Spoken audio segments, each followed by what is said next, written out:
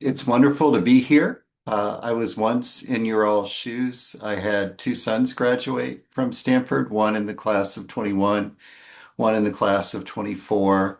And one of the reasons I took the job as Vice Provost for Undergraduate Education is I really was thankful as a parent and how both my children were able to get an intensive modern liberal arts education at Stanford. And I felt that if I did my job correctly as vice provost, that would raise the probability that your children would have a similar experience. What I want to do today, Usha mentioned that I'm an economist, is talk to you about three numbers and then go to questions. The three numbers are I'm going to tell you four adjectives that describe our Stanford students and also Stanford alums. If some of you are Stanford alums, the adjectives retain their ability to convey the special characteristics of Stanford. I'll talk about the seven goals of a liberal arts education. That those come from my book, You Got In, Now What? And if you would like a copy of that book, just send me an email. My email is jayth@stanford.edu. Jayth, that's my mainframe computer logon from 1980, which has followed me for many decades.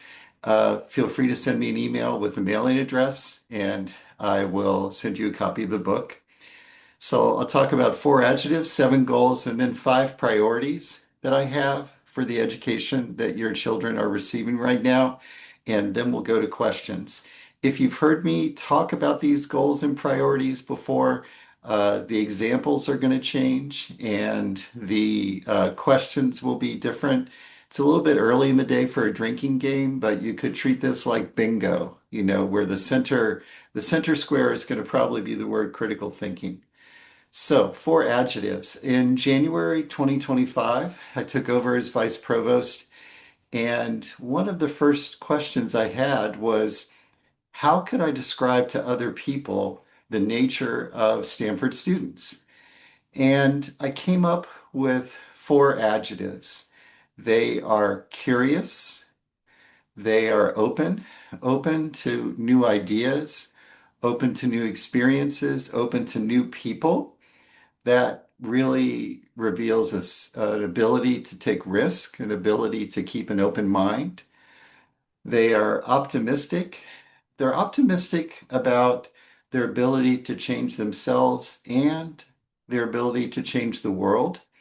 That can sometimes be a thread of entrepreneurship because if you have a startup, you're basically saying to the world, I have a different way that I think the world could operate, and I'm going to spend my time and my talent devoted to that. Or it could be a pathway into public service. We have Stanford alums in the Senate and Congress right now. And then that final adjective is irreverent. And I think that on graduation, we call that wacky. We have the wacky walk. We have a set of irreverent traditions. And one thing I like to embrace about that is that it's a little bit anti-institutional. It's a little bit thinking, I don't have to accept a tradition. I don't have to accept that this is how something has always been done. I'm going to, with a sly sense of humor and irreverence, chart a different course. And I've been fortunate over the last year to talk to Stanford parents and Stanford alums. And the good news for me is that I can see where the students got those four adjectives, because I do think it also describes many of the people on this Zoom call. The seven goals of a liberal arts education. Some of you may remember the long-range planning process that Stanford engaged in, where the president at the time asked for people to send in suggestions on how Stanford could be changed. I wrote in suggesting that we produce a book of essays by professors that would help our students think about the best way to navigate college. That's in part because I'd seen my older son in the time before college. That summer beforehand is really a fallow period. You're excited, but you don't really know what you're going to do. And that idea of a book of essays was not chosen, but it did get me appointed to a committee. That's what happens in academia. If you have an idea that you get appointed to a committee. The committee was the Shared First Year Experience Committee, and it ended up under the leadership of Dan Edelstein and Sarah Church to creating the college program. So there were really good, exciting things that came out of the long range planning process. But in the back of my mind, I still wanted that book to get written. And I suddenly realized people at Stanford write books all the time. I could look at books by alums, I could look at books by professors. And that's what I did. On day two of starting out on this project, I'd ordered 200 books from Amazon, and my credit card was canceled because they thought, who does this? It must be a bot. Who orders 200 books like that? And I ended up reading 300 books, 40 years of commencement addresses, lots of Stanford daily volumes. And I came up with this 100 sentences about how to navigate college. But the introduction of the book focuses on the 7 goals of a liberal arts education. Those goals are the following. Number one, your degree is a signal. When the fact that you made it through an admissions process and a graduation process, that degree is a signal to future employers about your productivity. Mike Spence, a former business school professor here, got the Nobel Prize for putting those sentences into math, essentially your education as a signal. Number two is networking. That's the set of people you meet in Larkin. Those are your roommates, but it's also your intro sim professor. It's your honors advisor. It's your fellow graduates. So networking, in a very broad sense, is part of a liberal arts education, and it's one of the benefits of a residential liberal arts education. Number three is domain knowledge. I'm an economist. Usually, over the course of the day, I use the word opportunity cost many times because that's a framework I learned getting my PhD. You all have different disciplinary backgrounds. You have similar frameworks. Number four is critical thinking skills. The dean of the Graduate School of Education, Dan Schwartz, calls critical thinking the process by which you decide what you believe. I think that's a really good description. It's your ability to spot a hypothesis, gather data, do some testing of hypotheses, and convince yourself why you believe a particular thing. Always opening in the back of your mind, though, the possibility that you could be wrong, that your reasoning could be imperfect. In the beauty of the market, and as an economist, I do see beauty in the market. The beauty of the market is that it rewards all four of those things. It rewards your degree as a signal. It rewards your network. It rewards your domain knowledge, and it rewards your critical thinking skills. But the other 3 goals of a liberal arts education are why Stanford is a nonprofit. One is moral self-development. You're thinking about what the nature of a good life is and how you're going to choose to live your life. One is citizenship. All your students will someday be community members. Those communities are going to face collective action problems and problems relating to public goods. And will those students vote? Will they join a school board? Will they join something like the Stanford Parents Group here? All of those are important skills to teach our students, and it's really the focus of the winter quarter of college, the citizenship class. And the final goal is intrinsic level of learning, basic curiosity. You want to know something because it's a puzzle.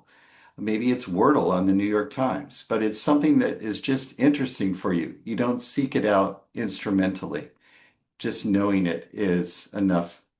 And if you step back and you say, how are we doing with a modern liberal arts education at Stanford? I first think about those 4 adjectives, trying to think about what we want our students to be. Then I think about those multiple goals.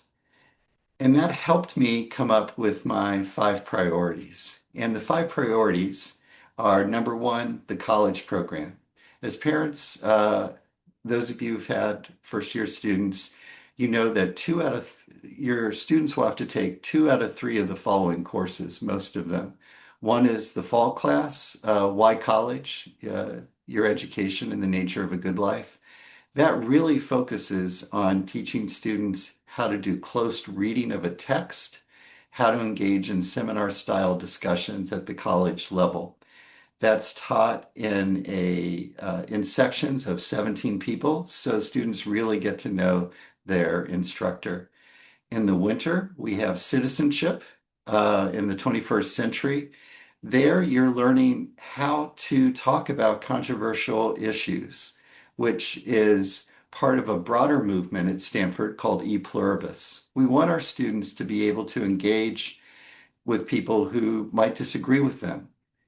We do a survey of the students before they take the class, and in that survey, 66% of the frosh taking the class, about 1,200 people, 66% report that they're willing to share an idea that they know other people disagree with.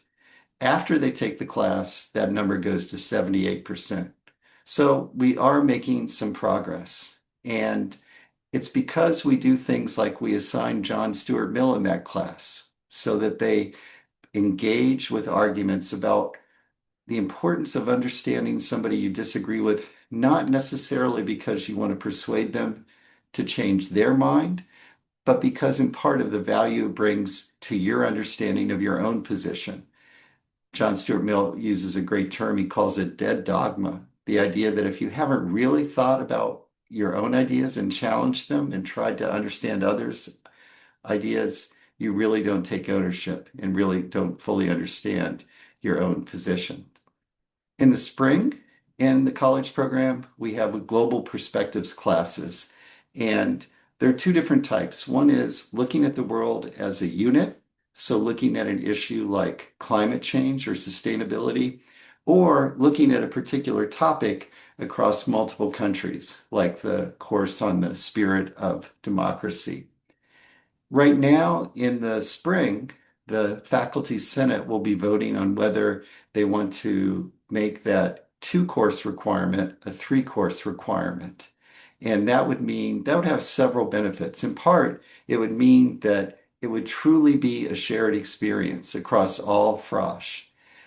I taught the class last year in the winter, and it was really heartening. I talked to a student, and she said that she had had a conversation in her dorm for 90 minutes with two other students about the week's reading.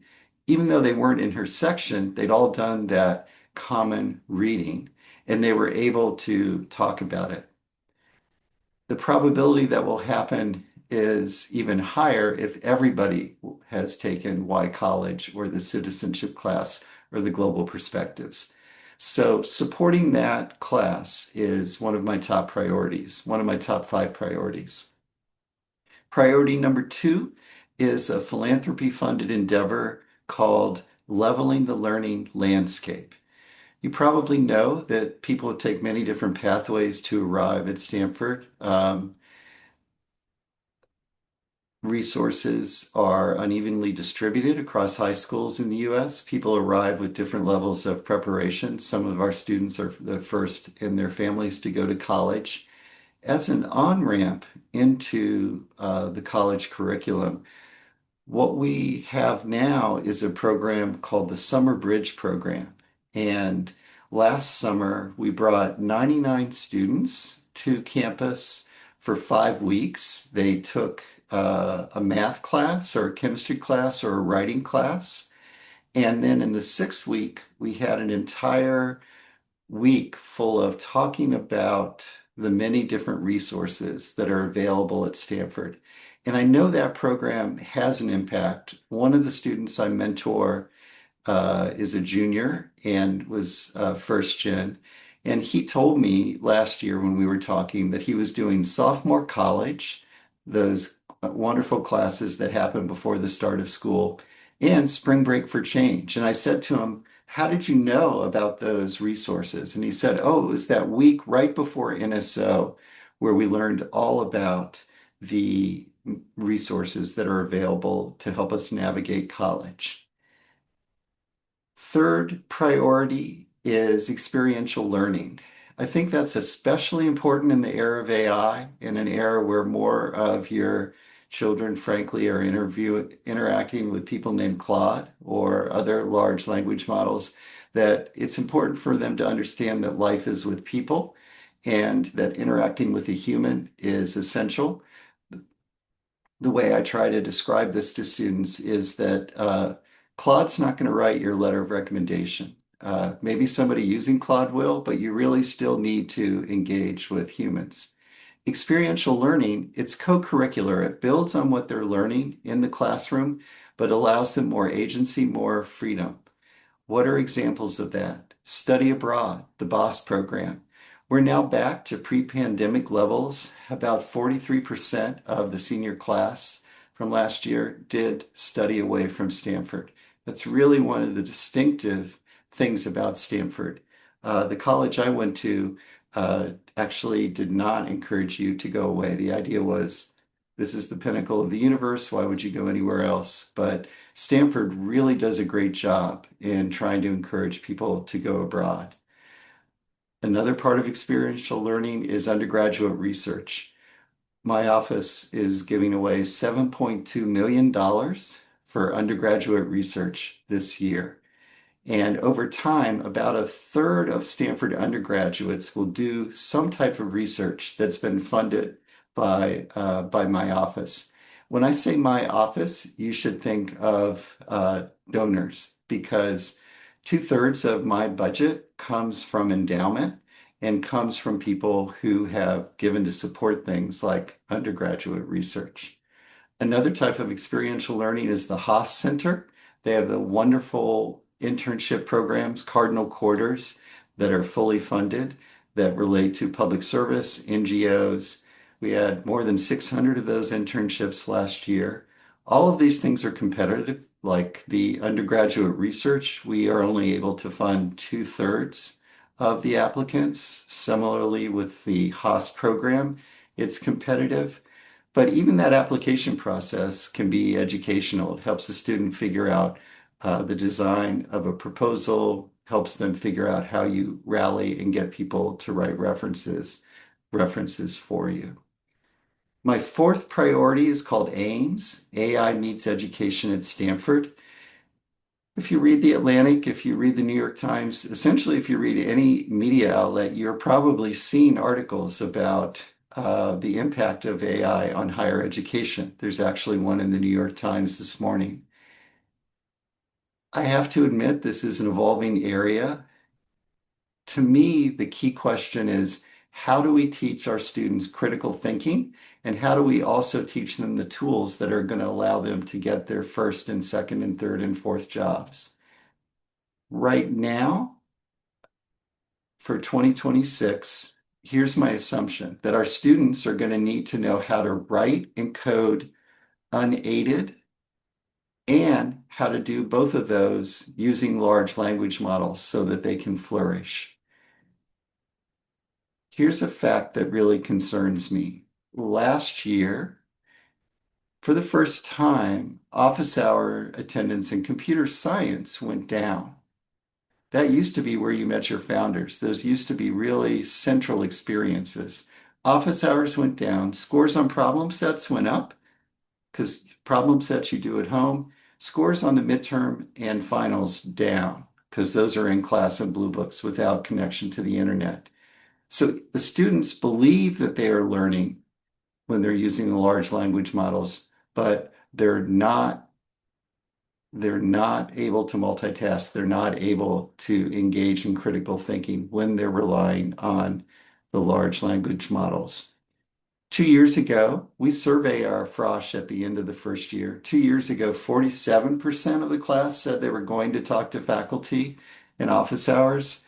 Last year, that was 35%.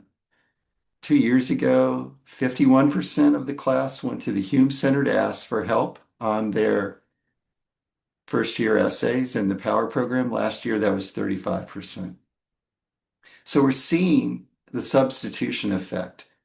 Claude's there at midnight. I've already been asleep for 2 hours. So, if you ask me and email a question, I'm not going to be there. Claude's frictionless and a little sycophantic. Great question, let me tell you. And the problem is that Claude's not challenging you. And so, how are we dealing with that? In the college program in the fall, for the first time, we had a final. We brought back the blue books. It used to be a paper, but to be frank, it's very hard to trust what goes on outside the classroom anymore. So we had a final, we had pop quizzes for reading, and an interesting thing is that effort went up by 1 hour per week because the students were doing more of the reading and they were also doing the reading again for the final. In the winter, we used to have a paper. In the citizenship class, we don't have papers as a midterm anymore. We have an oral exam. And so last year in my section, we have 15 minutes oral exam. Student has to come in and they have a conversation with the instructor. In that year, the conversation was the following. Annette Gordon Reed, a historian at Harvard, had written a memoir about what it was like to be female African American and Texan and what the contending identities were there. And the students read that book and they can put it into conversation about from anything else on the syllabus. And half the students in my class chose an essay that we had assigned by Jay Bhattacharya, who's now at the NIH. He wrote an essay about his feeling or his perception of being deplatformed at Stanford, an institution that he both loved and felt contention with. So if you're talking to a professor or lecturer for 15 minutes and you haven't done the reading, it really becomes evident after minute 2 or 3. And that's something that the students like to avoid. So the oral exams are actually getting the students to engage more with the material. At the same time, we have classes that require you to use AI. One of my favorite is from the Center for the Gordian Knot. It's a national security class where they have 10 readings per day, and they require you to use AI to synthesize it. You also, though, in that class, divide up into 4-person teams. You have a real life client. You have to interview 40 people over the course of the quarter. And what the students did and the professors had not anticipated is for the people they were interviewing, they used large language models to look at everything the people had written and said that's available on the internet. And they created an avatar and they interviewed the avatar. And then they had another model criticize their interview. So by the third time they were talking to a human, their questions were pretty good. And so if you're interested in trying to see what's Stanford doing about AI and undergraduate education, right now I think it's a little bit like a barbell. We have a set of classes where AI is banned, where you're going to be writing things in class, where you're going to be doing oral exams, where you're going to have blue books and finals. And we have another set of classes where you are required to use it. You have to share your prompts, and you might even be at the forefront. I think of the use of AI. I think for right now, we need both because our assumption is the Frosh class, class of 29, they had 1,000 days of ChatGPT in high school. And so some of them are very reliant on that. And it's really important for us to get them prepared to be able to do their own unaided critical thinking. Final priority is something called PACE, promoting academic community and engagement. That really revolves around a set of norms, a reset post-COVID about coming to class, doing the reading, participating in class. Professors are taking different approaches to that. Again, going back to college, lecturers have the freedom to ban laptops. Many of them do. I've banned laptops since 2000 in my class. And when I read my student evaluations, what the students will say is, I thought I was going to hate it, but I actually feel like I learned more. And there's peer-reviewed journal articles that show that you actually do learn more if you write out what you are hearing, because that writing out is that first synthesis. If we're taking notes on our laptops, A, we're often transcribing, and B, we're often watching Mr. Beast on the internet. We're not really paying attention. So reclaiming attention, banning of laptops in some disciplines, that's going on. So I talked about the four adjectives, the seven goals, the five priorities. I want to leave with three asks. Number one is, and we're about to launch into this. I mentioned that my kids graduated in 21 and 24. Your kids are here now, so you have better human capital. You have better information on how they're experiencing life. So I want to hear about that, and I will in the form of the questions. Number two is philanthropy. I'll make this short. My budget is two-thirds endowments. There's now legislation that passed. We have an endowment tax. It's 8%. 8% of the return in our endowment gets taxed every year. That means that Stanford sends a check for $250 million more each year to the federal government. So over the course of your 4 years as your child's undergraduate education, there'll be $1 billion less at Stanford because of that tax. Number three is advocacy. Uh, you're going to be in conversations where people will criticize higher ed, and I hope that you will say that doesn't fully resonate with what I see at Stanford. We've been working on diversity of ideas since before the current administration. We've been thinking about the nature of liberal arts. We've been focusing on undergraduate education before the headlines. And I'm in my office 6 days a week. I'm fortunate to live on campus. I really do care about how people navigate. I know what it's like to have a problem consume a year. Um, some of you may remember Stanford Hates Fun. I remember that because my son was on Fox News holding up that banner at a football game. And as I explained to him, I don't think Stanford hates fun. I think Stanford hates risk. And I think at some point we got the ratio wrong. Too many Google Docs to have a party. Again, I live on campus. I actually like hearing loud noises at 11 o'clock on Friday and Saturday night. To me, it means people are happy. I view it as the tax on walking to work. So I want your students to flourish, get jobs, have fun, be open, curious, optimistic, and irreverent. And I'm going to stop and take your questions. Thank you, Vice Provost Hamilton. Amazing talk.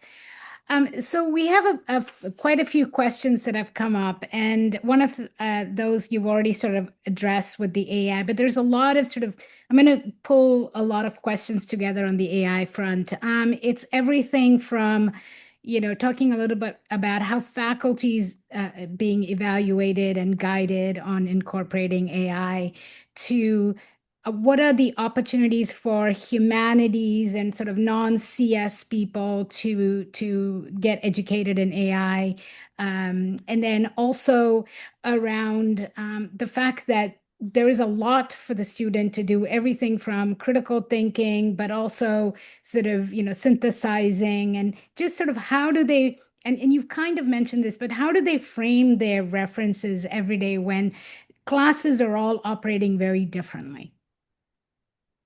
Yes, I'll start with that. Classes do operate very differently. We have so many different disciplines at Stanford, and we want the faculty to have autonomy.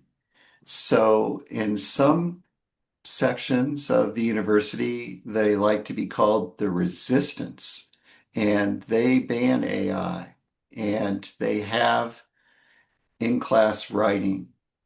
And it's a conscious choice on their part. They really believe um, what we started to see. If you had your laptop open, we had people using ChatGPT to put the questions in that the professor was asking in the seminar. Or we had students who would tell you that they didn't do the reading. They got a 500-word summary of the reading, and that was how they were going to try to do their seminar discussion. To really combat that, you have to be strategic. You have to have these pop quizzes. You have to have the oral exams. So some faculty are changing. Are we changing quickly enough? No. Uh, Part of it is because people are hired as their skills as researchers. Part of it is people have done things in a way that's comfortable for them. I'll give you an example. I talked to a faculty member, I'll call it late at night. It was 9 p.m. in December. It was the night before grades were due. And the faculty member said, I had my end of the quarter paper, and I knew the students well. I told them not to use AI, and a quarter of them really look like they've used AI. But we can't use detection software. The false positive rate is too high. Also, it has a potential privacy violation if you haven't told the students ahead of time you're going to do it. You have to be in a secure environment to do it. And I said to him, that's on you. You really made the wrong assumption that you could just give a 10 or 15-page paper at the end of the quarter. If you want to give a paper now, you have to scaffold it. You have to have parts of it due and subject to human questioning throughout the quarter. This sampling and verification is something that's happening across the university now. In math, for instance, in some classes, you are told not to use AI. There is homework, but there's also a time and section where you get quizzed on the homework that you turned in. Because the thing about using AI, if you haven't really done the work or struggled to think about it, you can't really talk and explain it. So stepping back, definitely decentralized. Some disciplines rely on AI more than others. What's really important is that the faculty member explain what the policy is, be very clear about that. In the surveys that we do at the end of the Frosh year, the Frosh seem to indicate that those syllabus explanations are pretty clear. Again, as a parent, if you want to see what we're doing, we have this website, AIMS, where we're actually sharing syllabi and assignments. And we categorize the classes three different ways: no AI, full AI, and sort of hybrid. But again, I have to stress that this is all provisional for the year 2026. Economists like to taunt each other and say, if you're so smart, why aren't you rich? If I truly knew a lot about what the future was going to hold, I'd be actually, acting on that right now in the market. I will say, when I look at AI now, AI for the workforce, your boss cares about the product. Your boss doesn't care about the self-transformation. That's the difference between your students being at Stanford and your students in the market. We want them to transform themselves, to develop their own critical thinking skills, and that's something that's different. We're asking, how can we help you? Their boss is asking them, how can you help me? So we really want to prepare them, prepare their critical thinking. When I talk to students, though, a subset of them will say, why should I learn how to write that? Because 2 years from now, I'm going to just use a large language model. So there's a resistance among some students about learning skills that Claude can already do. My argument for today, my assumption is you're going to do better at using those.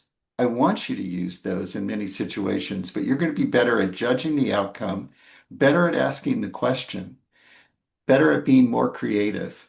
There's a great statement that creativity is not the clever rearranging of the known.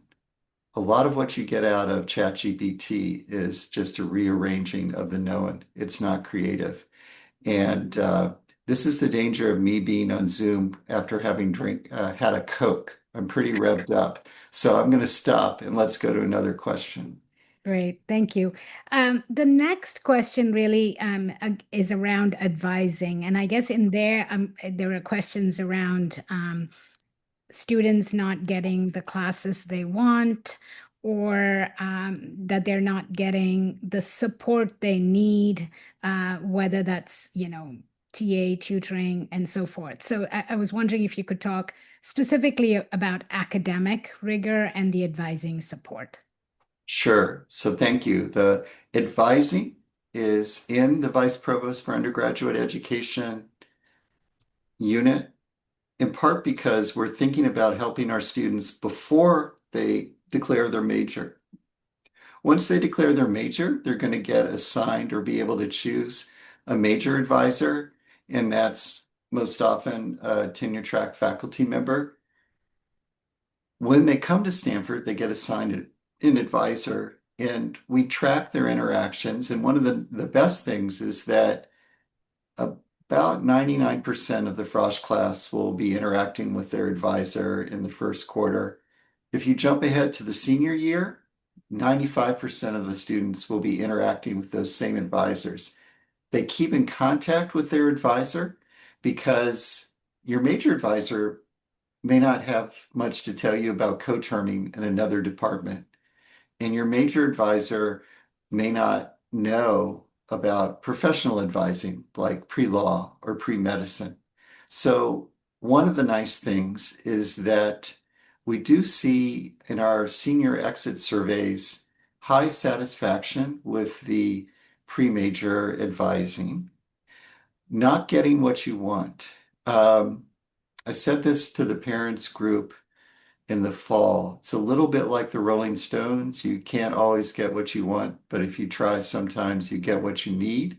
What I mean by that is there are constraints. Let's take intro sims as an example. I would always encourage students to take an intro sim. It's a professor who's on the tenure track or tenured teaching a class that they really raise their hand to volunteer to teach. Those folks can be your advocate. They can write letters of recommendation for you. So about 72% of our students apply for an intro sim, and only 12% don't get one. And those 12%, we looked a little more closely. In the intro sim series, we will warn people there are about 10 intro sims that everybody wants to take. Carol Dweck has written a book on growth mindset that has sold 1 million copies. If you sign up for her intro sim, it is a lottery with many people. But in general, you will get an intro sim. Tutoring, that's a great question. I would always encourage you to tell your student to look at the Center for Teaching and Learning. The Center for Teaching and Learning. They have two different types of tutors. Some of them are study skills, and some of them are peer tutoring. We had more than 5,000 interactions last year with peer tutoring that relates to specific classes. So you'll have a student who took the class last year, took the class 2 years ago, and one thing that's really interesting about those interactions, you can sign up for them, so they happen at particular times. And if you think students are voting for their with their feet, remember I mentioned that they're not coming to faculty office hours, but we see the same level of utilization with the peer tutoring. So that would be something that you could recommend to your students. Oh, and Great. sorry, one more thing, office hours. Mm. Um, I can't stress, again, this is something that's being eroded by the internet. 2 years ago, I had a student come to office hours. He wasn't in my class, but he knew that I had just written a book on the nature of liberal arts education. He was writing a paper on it. And so we talked. And afterwards, he sent me the paper. Then, 2 quarters later, he emailed me and said, could I come by and talk again? I love to mentor students. That's why I'm in my job. So when he did that, when he sent, here's somebody I've never taught, he's asking to meet with me for a second time, I took him to the faculty club for lunch. And as we were talking, I realized he'd be a perfect fit for an internship at Hearst that the Department of Communication actually provides full funding for. We have something called the Rebely Internship Program. Each summer, we have about 25 Stanford undergrads and MAs who do fully funded internships with the media. He did that internship, and he's now working in New York City, full-time job with Hearst, because he came to office hours. So please encourage your students to go to office hours. It's really a great way to interact. When students email me a question, I will give them an answer. I can't give them an answer and then say, what are you doing this summer? Because that's creepy. But if they come to my office hours, I can then say, what are you thinking about? What are your options this summer? So please encourage them to go to office hours. And I know as a parent, when you're giving this advice, uh, we're in a probability zero point 0.5 world. It's heavily discounted. But that's another reason for you to write me for my book, because you could just show them the book. I have to say, Vice Provost Hamilton, I have actually underlined things in your book, and I've shown both Sean, who's a junior, and Sophia, who graduated, and there are such great lessons there. One other question that comes up sort of broadly is around undergrad research opportunities. And here I think it falls from everything from how is it accessible to the fact that it is hard to get into these things, even when you put these applications in. And then the third is, some people seem to have the information, some people don't. And like you said, that student got an opportunity because they came to see you. So it's not that it's in handshake or some formal place. So there is sort of this feeling that parents want to give advice on how do they actually get these opportunities, how do they compete for them, because in some way Stanford is seen more as a collaborative, but it feels like whether it's clubs or whether it's research, it seems like there's a huge amount of competition to get there. So I'm wrapping two different things in one, but just if you could advise on these on research, that'd be great. Sure. One thing is open your email. I will say we send a lot of emails, probably too much. Um, my younger son has a really wonderful job at an economic litigation consulting firm in San Francisco today because he opened the email from the student service administrator in the public policy program. And in that email, there was a list of jobs. So it's a torrent of email that you get as a Stanford undergraduate. But opening up the ones from your department, opening the ones from your advisor, because I've seen the advisor ones, we list the internships. Then let's get very specific. If you go to the Haas Center, you'll see the description of their cardinal quarters. Again, I mentioned more than 600 students had those last year. Go to the VPUE undergraduate research. Um, Again, we're giving $7 million in support. There is scarcity, and that's something that I do track. We have, you know, for that undergraduate research, about two-thirds of the students get it, and a third don't. The ones who don't, especially at the knife edge, they're fully qualified. And it's just the scarcity of funds. And that's one of the reasons, over the last couple months, been really fortunate to secure some philanthropic funding for undergraduate research. And it's a direct pass through, goes right from the philanthropy to supporting more. Um,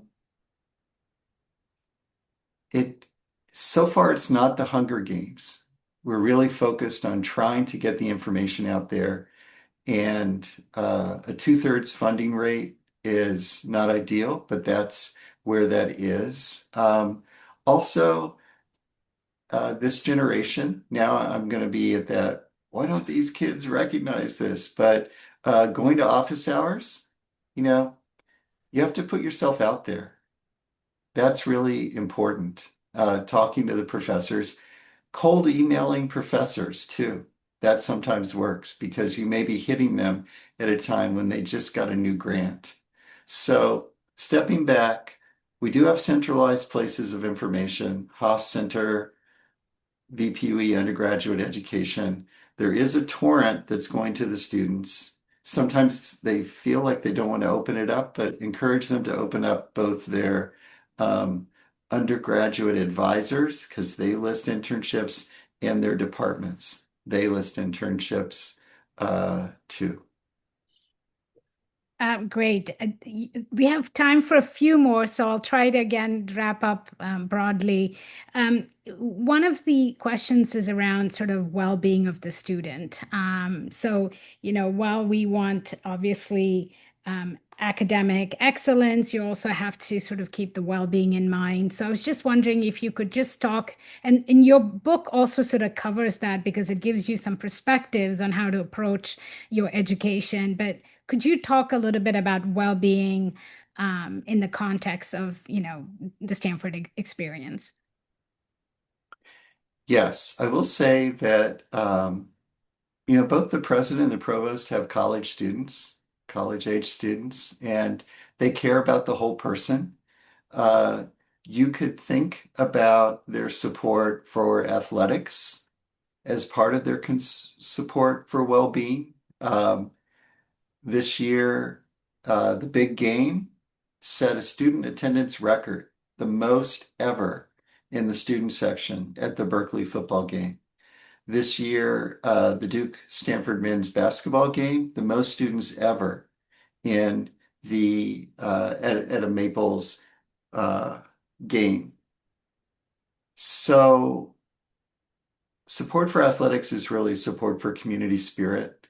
I've seen the president and provost provide some discretionary funding too for things we might call parties. At the same time, one of the things that we track is wait time at Vaden, and that is holding steady. Uh,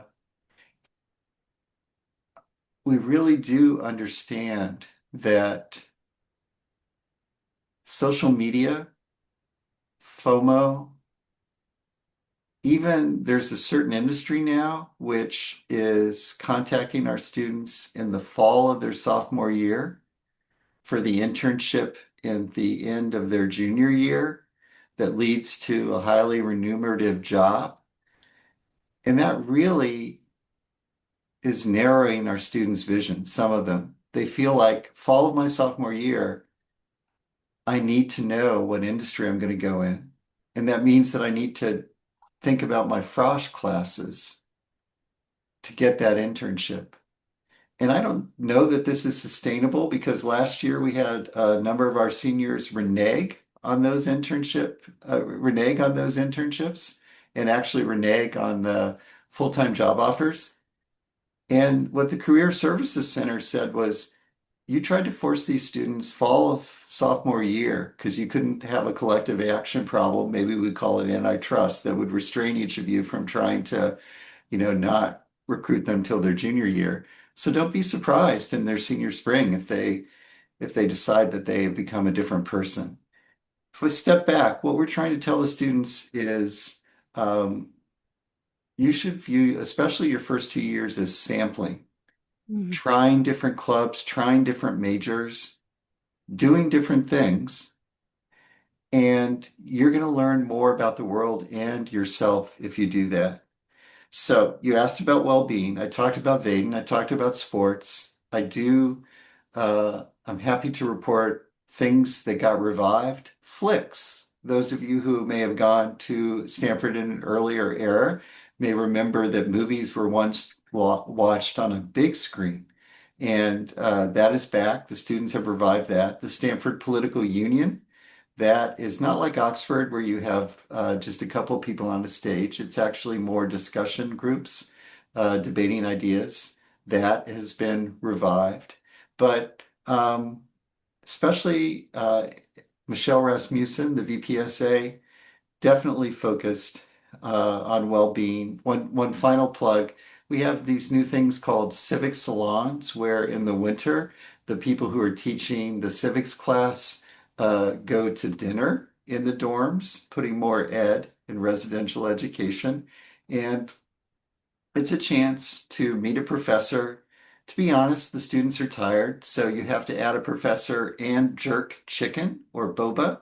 It just can't be the normal dinner. But if we combine a professor with outside food, I spoke in Casa Zapata last winter and had about 40 students enjoying really spicy jerk chicken.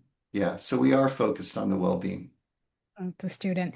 It's interesting. You talked about sort of internships, and there's been a lot of questions in the last few minutes about freshmen feeling the pressure of having to do an internship and they're not getting it, and whether the parents should advise them to just not worry about it, which is kind of what you're saying to some extent, but you're also saying be proactive and talk to your professors and figure out, as you said, sample and what you want to do. Um, One question, sort of maybe that you can incorporate is what are the mistakes, and you've got this in your book, what are some of the mistakes, if you will, that students, especially freshmen, should avoid? Yes, at the end of my book, I have 15 lessons that are not true. Those are mistakes. Um, Getting that feeling that your major determines your career. Most architects majored in architecture, but Federal Reserve data says that only about a quarter of people major in something that was directly tied to their discipline. Very specifically, that frost summer, consider working at Sierra Camp. I was fortunate to be a faculty speaker last summer at Sierra Camp. The students there learn leadership. They also have a great time. They get to know there are 65 Stanford students and 60 families, so become a very close network, the students. And some of you may have read the book When Breath Becomes Air by Stanford alum who became a doctor and died at an early age. And in his memoir that he wrote while dying, he talked specifically about sophomore year getting a lab position for the summer and getting the offer for the Sierra camp. And he chose the Sierra camp, really broadened him. And there was plenty of time to work in the lab. He ended up, doing great medical research. So again, it's hard for your student to hear this, but life is about sampling. Don't be overtaken by FOMO. Don't be overtaken by career funneling. The idea that there are only three industries that you could work in, and um, trust the process.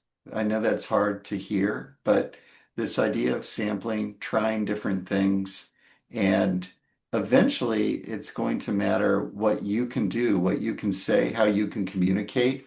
I asked the dean of the engineering school recently why somebody might hire a Stanford engineer rather than an MIT engineer.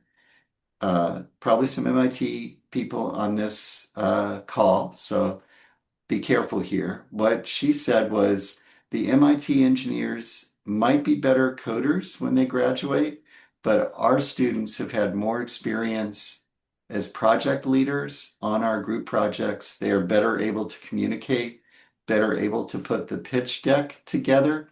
And that also comes from those college programs, those liberal arts things. So, yeah, maybe I'll stop at that.